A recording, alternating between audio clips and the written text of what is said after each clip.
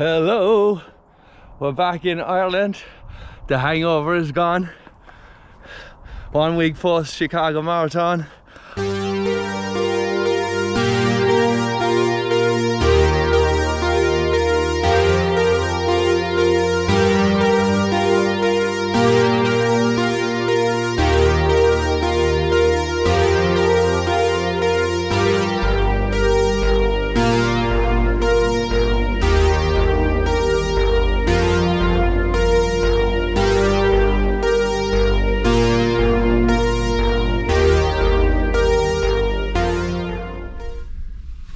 Hello everybody, what's going on? I've got the beard out. That means off season is in full swing, but I will have a look at the calendar because I would like to go and race now without any pressure. Maybe use them as sessions to get back to where I want to be if I can sort out the plantar issue, which I will probably go and get an MRI just to find out what is going on there, because I came back, so I took about 6 days off post Chicago. I ran a hard session yesterday and I ran Saturday, and it's the same issue that I had before Chicago, and it's not going away. It's back with a vengeance, and it's really annoying just to walk on. I know I can run if I put on Vaporflies or whatnot. I can run in them, especially if I'm landed on the front of my foot, the ball of my foot. It's no problem. So I guess this video is all about Chicago, which was another very good race for me. I had a good performance. I was just looking at the data, comparing it to last year when I ran 2:26, and no surprises there. The data is very similar. The only difference was the pace I was going. You know, when I go out to run a race, I go out to perform, and I have a fair idea of what I can and can't do at this stage, like by looking at my own data. And I knew in terms of my heart rate, what kind of zones I had to keep it in. And if you guys have been following me, you know that I'm very confident in my zones, and if I can run under 160, I reckon I can hold it for a very long time, regardless of what pace it is. And as soon as it starts going over the 160, then that's when I'm starting to get into trouble. So if you look at the data compared to last year, it's very similar. Average heart rate, only two beats in the difference, and same with the max heart rate. And I think that performance last Sunday was as good as last year. Obviously the time was different, but if you look at my training, I was just writing down my sessions I did for the last couple of months. So basically since May, when I had the sacral stress fracture, I've done 1, 2, 3, 4, 5, 6, 7, 8, 9, 10, 11, 12, 13, 14, 15 sessions. If you count, I'm counting my long runs as sessions as well, because it was a stimulus, you know. It was a 2-hour run, or maybe run on the hills. I count them as sessions, even though I was running easy for some of them. Anything that I wanted to get an adaptation from, I count that as a session. Like, so some of those long runs were adaptations, and they were 2-hour long runs, so you definitely call them sessions. And you know, if you go back to the very start, I did my first run in July 14th, so I had about 7 weeks off. I did a lot of cycling, a lot of cross training. If you see that video from the sacral stress fracture, I put up doing lots of TRX and things like that. So I started off, I did my first run July 14th. The first kind of real session I did a few hill runs, again easy, and found them hard, but I just wanted to try to get a little bit of endurance and just start off nothing too crazy. And the first real session I did was 21k at 6:27 pace, which was pretty good, you know. That's sub 250 marathon pace. And I found that very hard, as expected. I was really working to try keep those 6:27s, and then I did hills, lots of hills. And then on the 16th of September I did 8x400 at aerobic threshold, so that was probably, you know, 6 minute pace, we'll say, for what I was doing at the time. and then I did a 5k on the 19th of September with the lads. I met them here out around work on the weekend. I did 5k and 5:25, so I know, like, I had a small little bit of speed. I was happy about that when I did that. And I did a hike with the lads. I went over there on the Galtee Mountains, found that very hard, up around the hills for 2 hours. Downhill running really affected me, especially around that hip sacral area, so I kind of stayed away from the hills after that and stuck to the road. And after that, the next session was the August 23rd. I did 9 by 550 meters at around 5:20 pace, and I did a lactate test, as you see on the last video. I did a Garmin lactate test, which I had to give up because it was too hot. I did the Charnival half marathon, which is what gave me the confidence to sign up for Chicago. So that was on the 10th of September. So I did 21k at around 5:41 pace. I did it in 1 hour and 40 minutes 35 seconds, I think, or something like that. Yeah, 1 hour and 40 minutes 35 seconds, so around 5:41 pace. And after that, I booked flights to Chicago. I said, yeah, I can run, I'm gonna be able to do it. And then I did 2 by 20 minutes at around 5:40. I met Niall in the track. I did 16 at 6:28. I did a VO2 max test, as you seen. I did a Garmin lactate test, as you seen. I did a 2 hour long run. I think I was doing like 7:14 average. Oh, I found it very hard. It was in the dark, it was night time, really struggled with that. And then I did 16 at 16:40 pace. Again, struggled near the end of that. And 10k threshold 1 week before Chicago. So they were the only sessions I did in probably what, five months maybe. And I've been doing, if you average out my miles over those 5 months, I've probably did 25 miles a week. And I went over, didn't know how I was going to get on, and I had a brilliant race. There's no other way of saying it. Like, if you look at my data, I kept it nice and smooth. My GPS was kind of all over the place at the start, and I was going by heart rate then.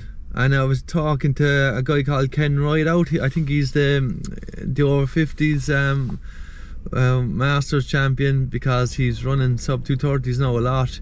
He's running in Tokyo. Last year he ran sub 230 as well. And I was chatting to him because I was actually running with him for a bit last year when I did 226, and he ended up running 229 again this year. So I was chatting to him. He said he was aiming for around 5:40 pace. So I stuck with him for a couple of miles, and then I noticed my heart rate starting to go up, so I just kind of slowed down and down and down. And then I got to about 10 miles, and some guy passed me. I could smell him before I seen him, and he had an unfortunate accident, let's just say that. And I said, there's no way I'm staying behind this guy. So I slowed down maybe 5 seconds a mile, and he was gone then, and I didn't see him anymore after that.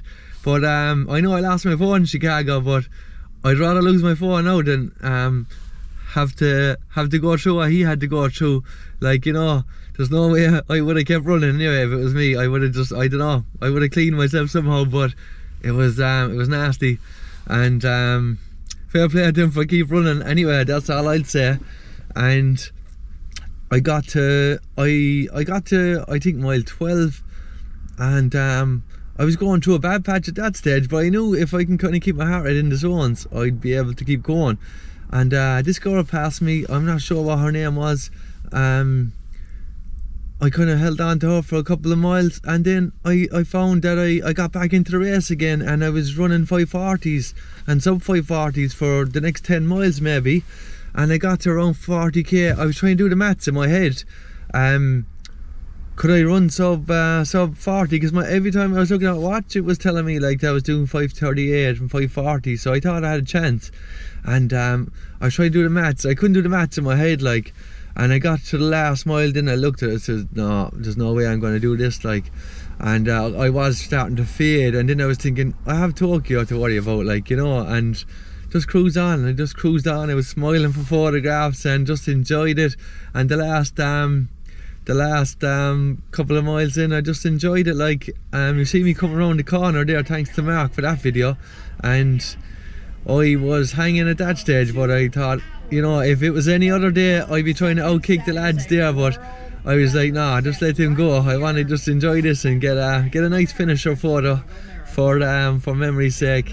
And I was delighted with it now. So I suppose the lessons that you could learn from it is, you know, if you kind of find your zones, and if you're confident that you can run a marathon at a certain heart rate, you know, when things go bad, then you know it's just mental rather than physical. Because I knew, like, if I slowed the pace down, I would be able to sustain it, even though it was going to be hard without the endurance. Like, I never ran past 16 miles in 5 months, and I just knew if my heart rate was under 160. After around 8 miles, I got a shout out from Roger Peralta, and I was thinking, I'm going to come over here and just cruise around, and then there's people shouting out my name and say, come on, Limerickrunning. I'm like, they're here watching me, I have to put on a performance. Like, so I kind of cracked the whip after that, and I said, you look, I better get back into this race and start working hard. And I seen Roger on a couple of things. I could hear him. I could hear you. Thanks for the shout out anyway, Roger. It definitely helped me at various stages of the race, and it's nice to have some little videos as well, and thanks for that. And same with Gary Walsh there, all the way over from Cork, supporting his missus who was running as well. And I was like, I think I seen Gary at around mile 12. I was like, yeah, I'm gonna high five everyone. I'm gonna see everyone, because I just thought I was just gonna cruise around and take it easy. Like, I was having the lols, as they say. But when I found myself getting back into the race, then I tried to focus as much as I could, like, and just try to take it 1 mile at a time, because I did find it very hard. Like, so delighted with that anyway. And I suppose if you go back to the start of the weekend, then I planned on meeting Martin, who I met after doing sub 230 in London. And if you know Martin from around, he's always up at the front anyway. He's always running out with the leaders. If you look at the London Marathon starts over the last couple of years, he's done 9 of them. You'll probably see him next to Kipchoge or next to Mo Farah at various stages of those marathons. And so I kind of hooked up with him before and told him we're going to stay there, because last year I stayed in the Congress Hotel around the corner, and I stayed in the High Hostel this year, and it was a great place. It's only around the corner and it's cheap, so I'll definitely recommend that to anyone to stay in there, especially if you get a private room like I did, and with 2 double beds. And we stayed there. It was only around the corner. You're at the centre point of everything. It's near everything. And if I'm going back there, I'll be booking that again in the future. Like, unless now someone wants to give me a room in the Congress, I'll take that. Yeah, so met Martin, just took it easy, had a real easy week then. So in terms of food then, what did I eat? I ate Panda Express. I love Panda Express. When I go in there before the race, I'd just order either plain rice, or else I might just get noodles, and I'll ask them to kind of try leave out as much veg as possible. I usually really refine what I eat. Lots of white carbs before, you know, the usual things. I don't know if most of you know, but I was a classically trained chef, and that was one of the reasons why I put on lots of weight, because I was eating 5-course meals every day. You know, you're training away in the restaurant, in the training restaurant in Culinary College, and you're preparing all these lovely foods, like, and yeah, I just went.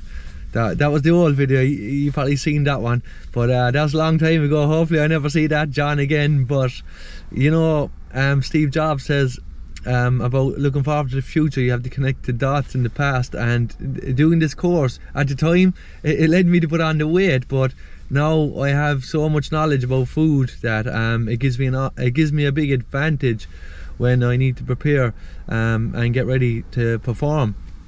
So I had Panda Express, and it's perfect for me. I ate it the last time I was over there, and there's another place there. It's on the main street.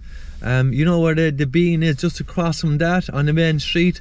It's called Jolly Bee, and all I want in there is pasta. They sell chicken and they sell plain rice, but they have, I think for $8, a soda and a pasta. It's just plain pasta with tomato sauce, a small little bit of kind of a sausage in it, and I was eating that. I was getting plain boiled rice, steamed rice. I was putting that in, mixing it with the sauce, and that was my carbohydrate meal for 2 days before the race.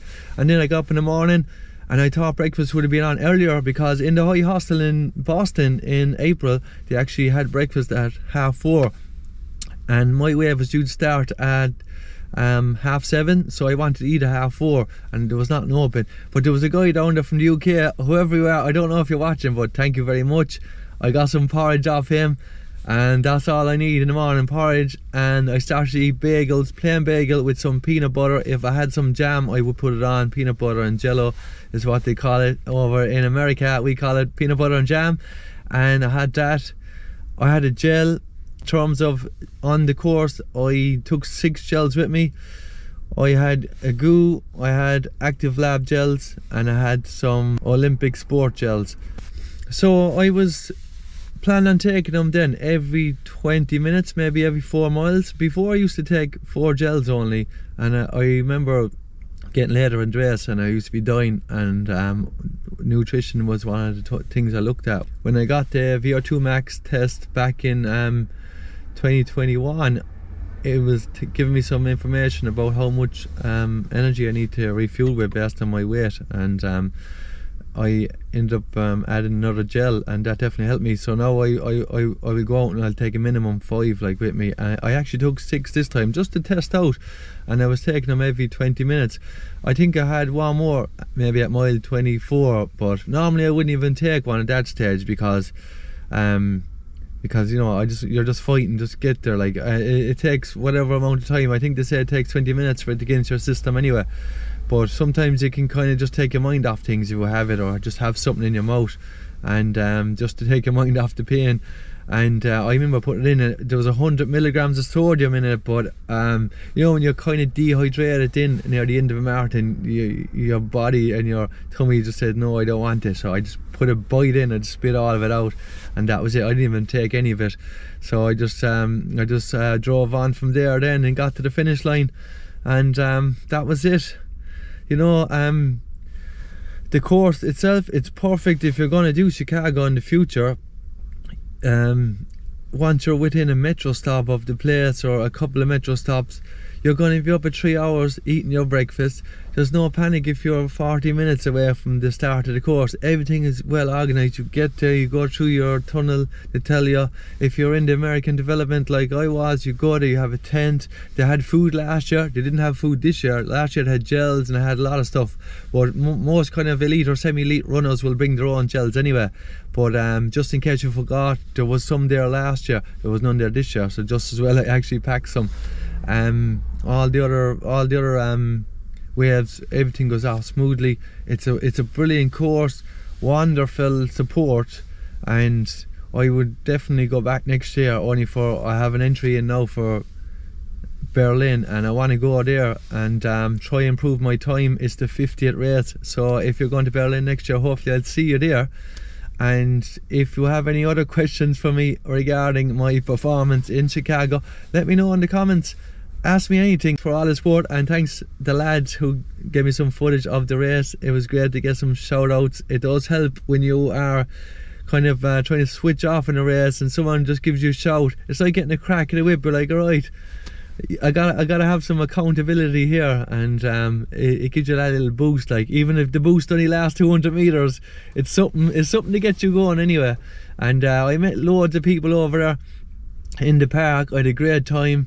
And in terms of the nights out after, for me, like, I mightn't even drink now till Tokyo. Alright, so if you're thinking, look at this mad lad, he's drinking all night, like, for me the after party is part of the whole thing. I'm training for a marathon, I'm thinking about the after party as well. For me, that's where you have the other memories, like, because whether the race goes good or bad for you, like having a beer with all the other people and just going over the race, like, for me that's that's part of there. Is like, for me, it's not just about the run, it's about everything else that goes around it, like, you know, your preparation and after it. Like, they're the things that you're going to remember in a few years, and that's why I put up on the GoPro video, because like when I look back at that, when I'm not running, because we're not going to be running forever, I'll be able to look back and I'll probably laugh about it and everything. Like, I might delete it, who knows. My kids will start saying, hey dad, you can't be doing that, you're telling us not to do it. But you know, for me, that's part of it. Like, and I had a good crack with the lads after it. I had a good crack in the park, regardless of what happened with the phone. And you know, if I see you in Tokyo, you might see me in a karaoke bar after it. Depends. I'm going with my family now, but they usually give me some slack after races. Like, so I'll be seeing you guys over there, and I will definitely do a video log for that. But I need you guys to ask me questions about my training, so I can actually maybe do a video about it, a specific video, instead of trying to cover everything. And don't forget to hit subscribe, and I'll talk to you guys again. Happy training. Oh yeah, baby.